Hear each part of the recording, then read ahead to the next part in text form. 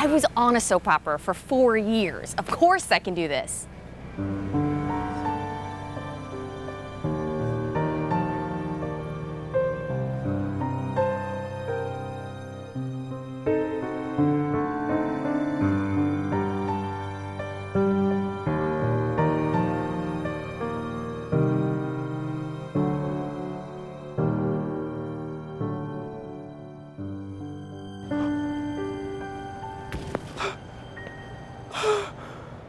My favorite thing about soap operas is that when the scene is over and the character talks to themselves, like the person walks out of the room and then they go, oh, we'll just see about that. This is my best soap opera face.